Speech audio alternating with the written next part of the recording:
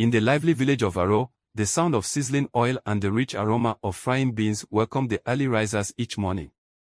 But among all the food vendors, one woman stood above the rest, Aunty Ramota. Aunty Ramota was a chubby, lively woman with round cheeks and a booming laugh that echoed through the market. Her Akara was unmatched, soft yet crispy, golden brown, and so fragrant that even travelers passing through Arowe would stop just for a bite. Every morning, before the first cockcrow, Aunty Ramota's store was already filled with freshly fried Akara. While other Akara sellers struggled with rising bean prices, her supply never ran out.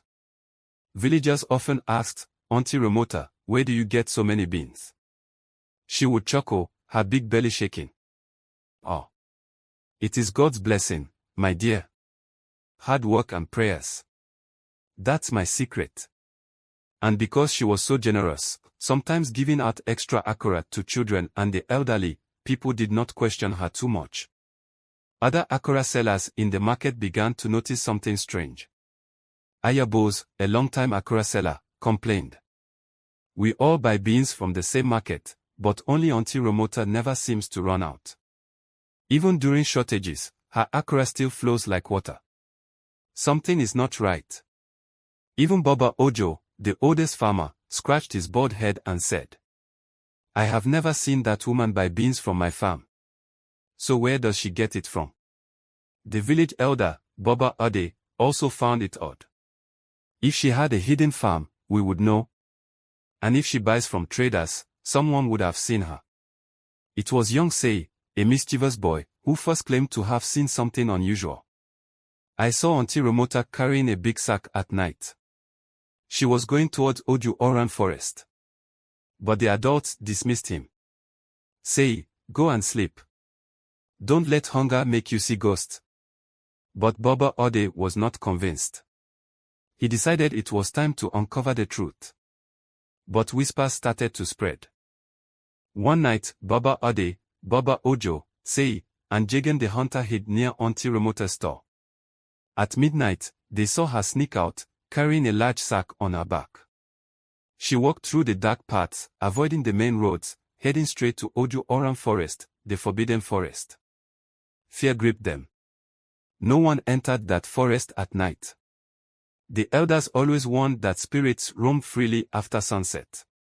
But they followed her silently, keeping to the shadows. Inside the dense forest, they watched Aunty Ramota approach an ancient well, covered in strange carvings. She knelt before it and began to chant in an unknown language. The ground rumbled. The air grew icy cold. A deep, guttural voice echoed from the well. "Ramota, you have come again. What do you offer in return for the beans?" The men held their breath as Aunty Ramota pulled out a small bottle of thick, dark liquid. She poured it into the well, and in an instant, a strong wind howled through the trees. The well glowed red, and from its depths, a large sack of fresh beans floated up and landed at her feet. The men watched in horror. Aunty Ramota had been trading human blood for beans. Jagan, the hunter, was the first to react. He cocked his rifle. "Aunty Ramota, what kind of evil is this?" he shouted. She gasped and dropped the sack. Her face twisted in fear. "Who is there?" The men jumped out of hiding, and Aunty Ramota screamed. She grabbed the sack and ran, her big body bouncing as she crashed through the bushes. Jagan fired his gun in the air. "Stop, or we will drag you to the king."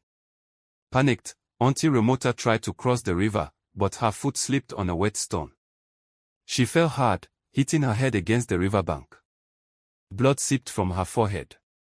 The moment her blood touched the ground, the entire forest shook violently. The ancient well roared. The same deep voice bellowed.